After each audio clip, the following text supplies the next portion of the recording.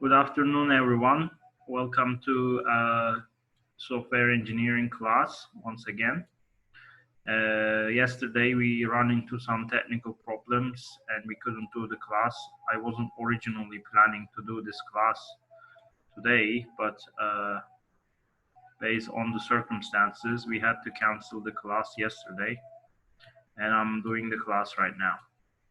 And we're gonna pass into a new subject today. First of all, can you hear me properly?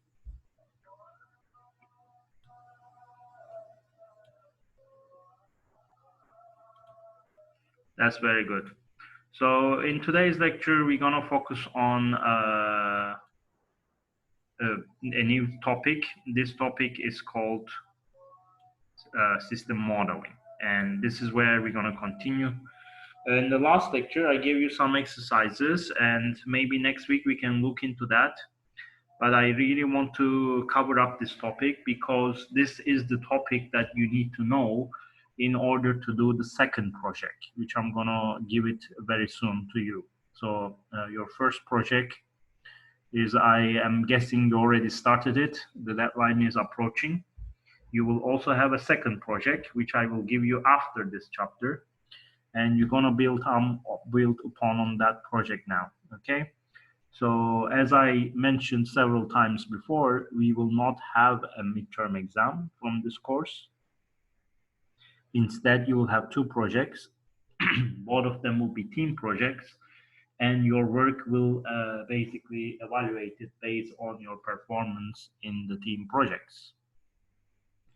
And hopefully, we will have a final exam in the near future, and then we'll decide your mark.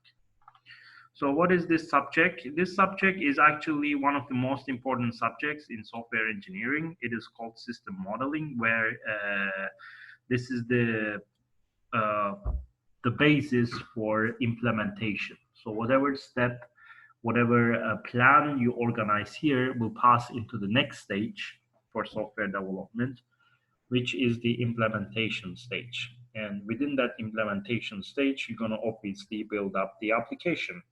So whatever you decide here, or whatever concurrent activities are taking place here, will essentially affect the product and services, because software is not only a product, it can also be a service. So let's look up some of the things that we're going to cover up in this course, in this very chapter. We will look into one of the most important key features that you will have to learn, that is system design and modeling. You will basically start learning the basic architecture of a system. There are several architectures which we cover up later. But to decide an architecture, we're gonna learn something called a context diagram. A context diagram is also known as a DFD diagram, data flow diagram, which basically consists of many entities and one functionality built upon that specific system, so that you can understand which architecture to use. Having done so, we will look into something called UML, which I'm sure you have heard of this terminology before.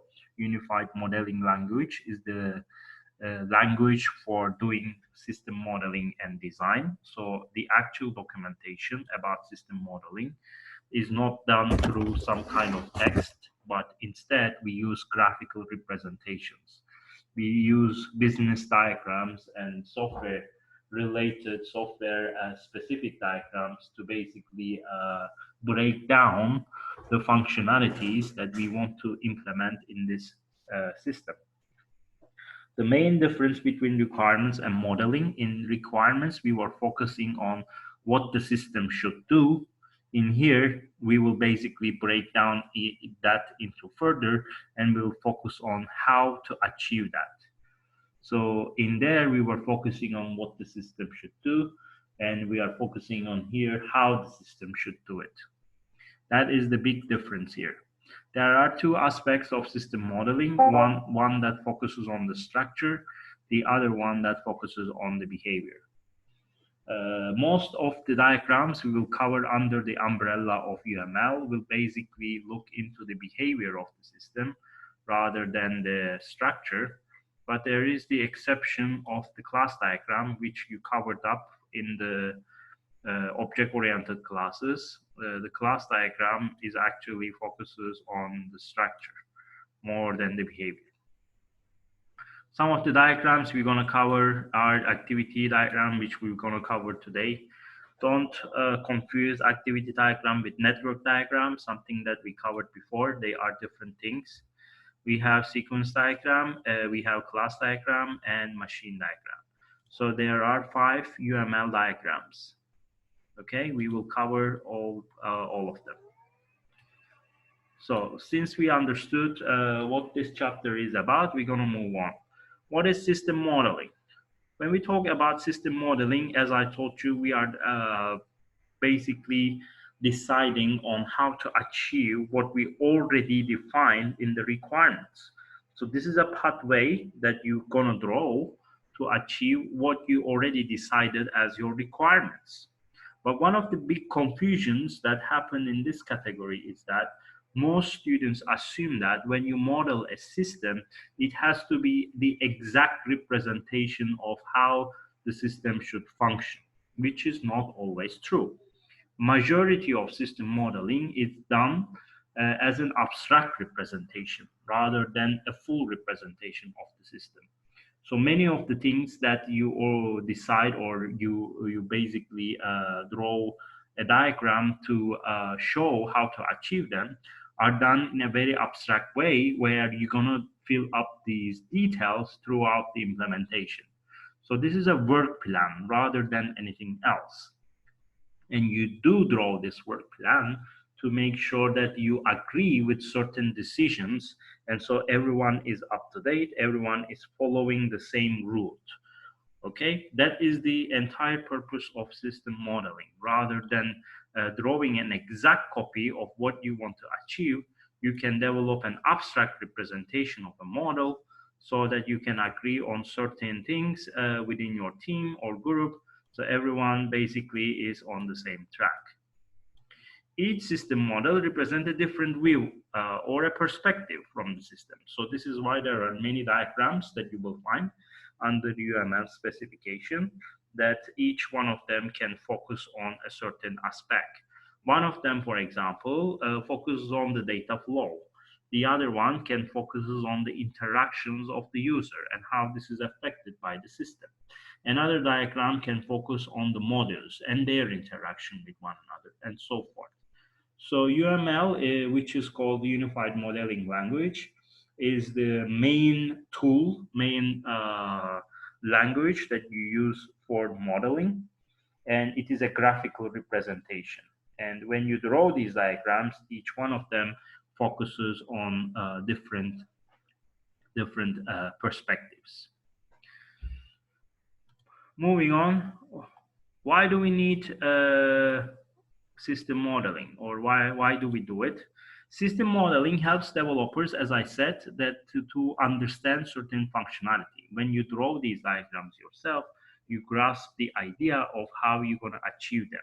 And more importantly, you agree with others to follow that plan, so that things can be forgotten in a conversation when you agree upon them, or it might be difficult to agree on certain things and visualize them on the paper as written documentation.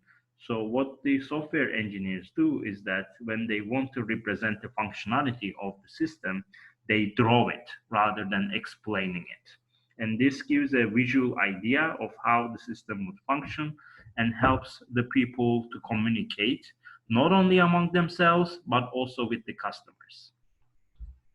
One of the most important key features you should always remember in system modeling, that it doesn't have to be a full, realistic, 100% complete representation of the system. Many of the gaps, such as validation, for example, is left here. So you don't always show validation, especially with certain diagrams. You don't show them. You assume that validation is being done or will be done in the implementation phase. So there are certain things that you basically hide, and that is why we call the modeling as the abstract modeling. When we call something an abstract, not an alternative modeling, this could be visualized with a picture. So assuming that you have a picture of dolphins that are jumping in the sea on a sunset. When you want to create this scene in an interactive media environment or with a 3D tool, you can do an alternative versions just as you can see in here, where it is not 100% representation, but it is close. When we do an abstract representation, however, this is how it looks like. So a lot of things in the abstract representation is exaggerated. Look at the sun. It is exaggerated. That is not how sun looks like, or this is not how the sea is, or that's not how the dolphin looks. But it gives you the idea of how the picture will come together and will look like. So it's not going to look like what you design exactly, but it gives you an idea for you to agree on certain things, such as there will be a sun shining, there are two dolphins, not more than two, and there's a sea. So when you agree on those certain things, it's only the talent or the implementation phase that come into practice now to draw the alternative picture, which in this case will be the implementation. There are many reasons why software engineers try to keep their documentation abstract. The first reason is that they don't want to spend too much time on it. Even though plan-driven projects are run on the separate design phase, apart from requirements and implementation, spending too much time, effort, and money in design will obviously delay the project. And more importantly, we are very well aware that requirements are likely to change. Unless you are doing a very well established project, the requirements in a fast paced environment where technology changes every year and new technologies emerge, it is important to keep your requirements up to date. So if you try to represent every single design as an alternative approach, that will cost you a lot of time and money because people will basically spend their time doing that. Instead, once this purpose is served, where the purpose is to understand how these tasks will be done and everyone being up to date, then you move to the next stage and fill the gaps during the implementation. When I say filling the gaps, many of the decisions, many of the development methods that we have seen previously can help us, such as test-driven development is one of them. We know from test-driven development that test scenarios can be generated before you implement the software. And after the design phase, you can actually do this or concurrently with it so that certain test scenarios are being checked during the implementation, but they are never displayed in the abstract design. So that is a technique that you can basically use to adapt to the changing environment, as well as to put the software in a state where it will be flexible. Modeling is done for two different purposes. One, to understand existing systems. The other, to design a new proposed system. I think we can all understand why new proposed systems need modeling. But why do we need existing systems to be represented? Is there any idea there?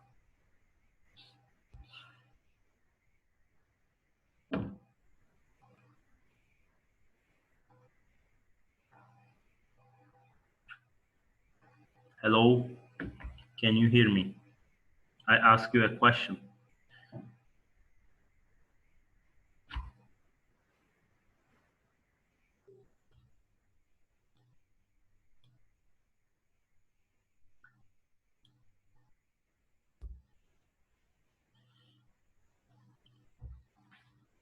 Yes, someone wants to talk. Go ahead. I think if we, as technology is evolving and changing, the customers need new features to be added to the system, then we have to remodel it. Yes, that explains why we need the new systems, but it doesn't explain why we need modeling for existing systems. You're basically repeating me. I ask you a question, I'm gonna repeat it again since it seems like you didn't understand it. We can understand all why we need modeling for existing for new systems. But why do we need modeling for existing system? If the system is already there, done, why do you think we should understand the modeling on it? It's already done, it's out there. Why do we need modeling for existing systems?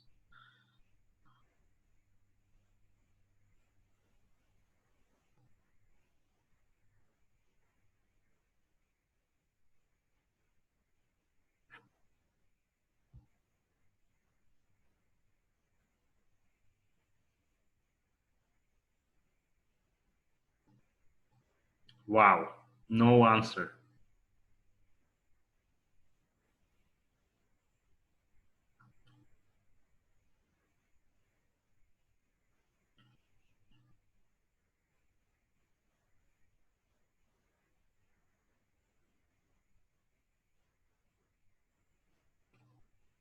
It's very interesting that you don't have an answer for such a simple question. It's very, very interesting to me. Sorry, like you said, it's used to for analysts to understand the functionality of the system. The answer to this question is very simple, and I'm very curious why you don't know the answer. It's because we live in an ever changing environment, and the people who do the system, who manage to put it all together, may not be the same people who work in the same company, or even the people who use the same software. Maybe 10 years ago, or 5 years ago, or even 3 years ago, someone had a brilliant idea of developing a streaming service, but those people might not work in the same company anymore. We are living in a very fast paced business environment where people work mostly on project based rather than company based. So, once you created a model for an existing system in that way, you do not depend on the people anymore, but rather you depend on the plan that was driven from the very beginning and you reflect to those changes. So, you make the work environment independent of who developed the system. And you can discuss the strength and the weaknesses of the system as well.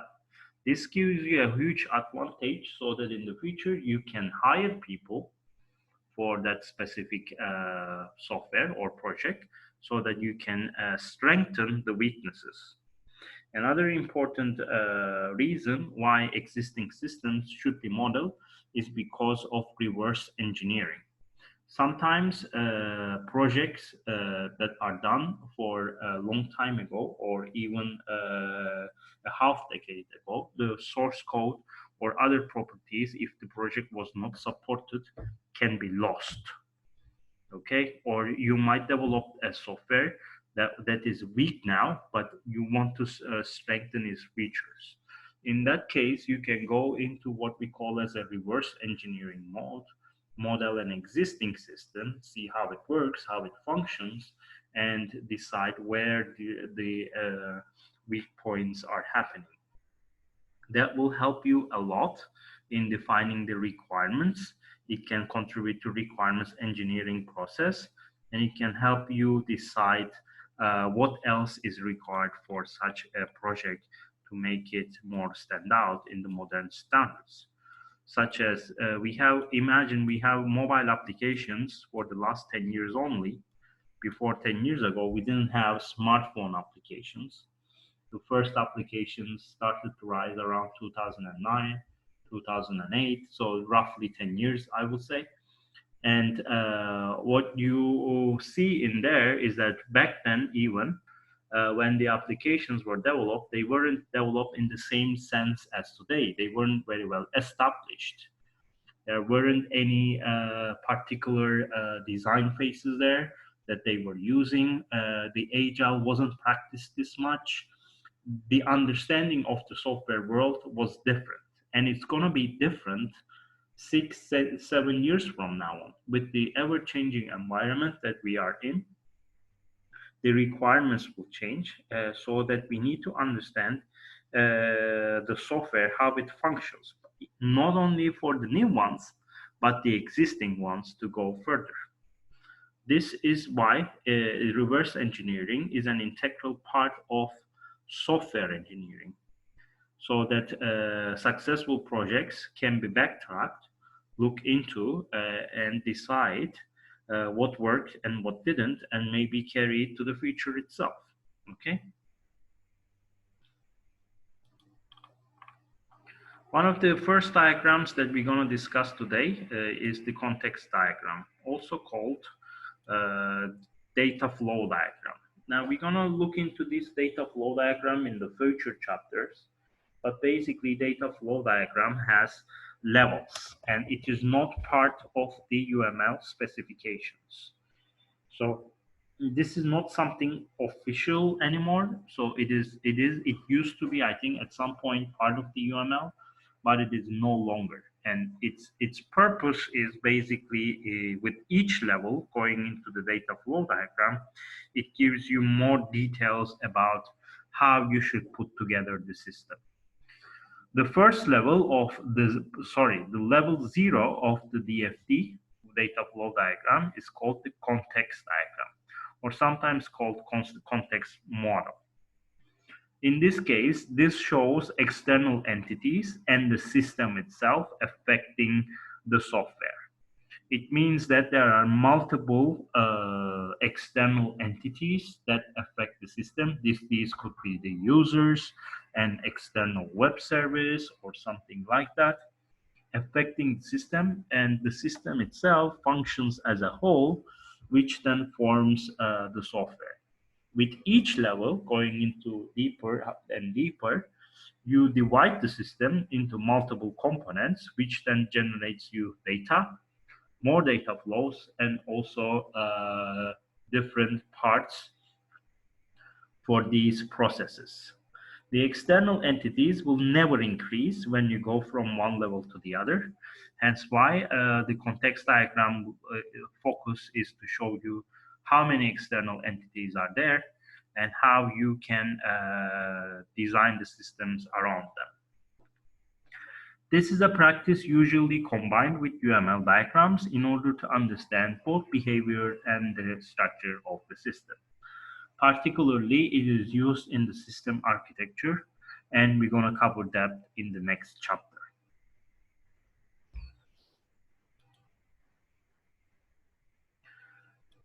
At early stages of software development, the boundaries of the system should be decided to limit the system cost and the time needed to understand system requirements and design, which is basically why we select an architecture.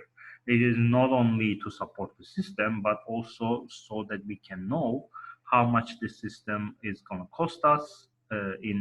We cannot, of course, predict it 100%, but it will give you us an idea before you get into yourself something that you can go above and too ambitious. At this stage, the context diagram is created, which is an environment that includes the system and automated systems affecting the software. So basically, any external entities out there, there is a system in the middle, and those external entities around it are affecting the system.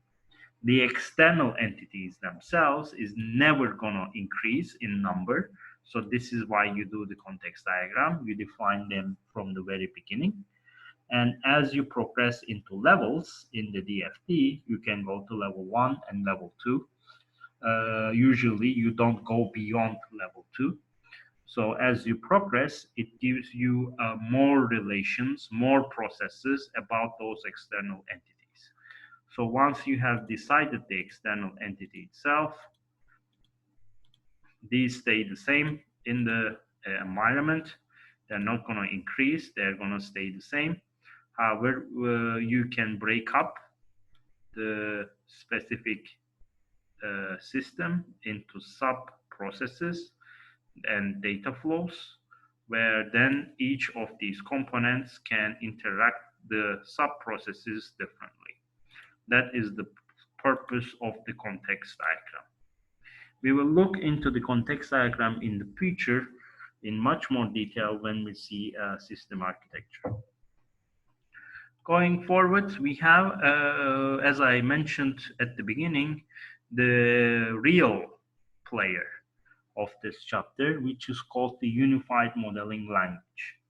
This is now a standard, almost a standard in the software development, and many companies and organizations, even when you do your project, people can ask you in the feasibility report to show them a UML modeling of your system so that they can understand it. This is a language, basically software engineers talk to each other to explain what they mean and also how they're going to achieve to certain outcomes. Okay, there are 5 main UML diagrams that exist today. These are activity diagram, use case diagram, sequence diagram, the class diagram, and the state machine diagram. Each one of them focuses on a different perspective.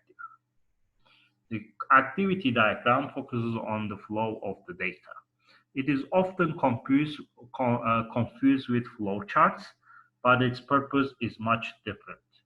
In flowchart, just like in flowchart, there is a start and an end in activity diagram, but the focus on here is that how data flows from one end to the other. So in the use case diagram, you focuses on the interaction between the system and its environment. This is similar to the context diagram in that regard, but with this one, you also show boundaries as well, and each functionality is actually represented as a use case. The sequence diagram is often drawn after you decided on the use case. This is the most detailed behavior diagram, and you show many details in the sequence diagram itself, such as interaction between actors, interactions among the system, and this is also the diagram that show a lot of validation, such as you can show exception handling, a try and catch statement, and so forth. Not every one of them, but perhaps the majority of them. Remember that you don't have to create 100% representation of the system, but rather you create an abstract representation. Next one we see is the class diagram, which you should already know by now. If you have taken an object-oriented class from me, you should know what a class diagram is. This is something that we use in the object-oriented programming classes to represent a class, basically. At the top, you have a class name. Underneath, you have variables, constants, so basically your attributes. And the one underneath shows the functionality, such as user-defined functions, getter and setter methods, and other methods of the class. Each class can interact with one another, such as they can have inheritance, polymorphism relationship. These are all explained in object-oriented class in great detail. So I'm not going to waste my time here to explain what a class diagram is, because basically before you join to this course, as a prerequisite, you should take object-oriented programming. The final diagram is the state machine diagram, and this is particularly used for embedded systems, such as, for example, if you want to show how a microwave or a calculator works, this is the perfect diagram for you, because it is specifically used for embedded systems. Now, one of the things that students fall into the trap that they think that for every single system they have to draw these diagrams, which is not true. So you might need only activity diagram and sequence diagram for a system, and perhaps a use case. For another system, which is going to be an integral embedded system, you might need definitely the state machine diagram and perhaps the class diagram. For another project, which is solely based on web programming, You can use, for example, use case and sequence and ignore all the others. So it all depends on how things should be set up, okay? Rather than using them all in one project, you basically grasp the idea to use these diagrams so that the developers can communicate to one another and define a pathway, an abstract representation of the system that will show them how to achieve what was already defined in the requirements, which is the sole purpose of modeling. I am under 8 minutes now, so I'm gonna, before moving forward, gonna give you the chance to ask me any questions about what I have mentioned so far. Is there any questions?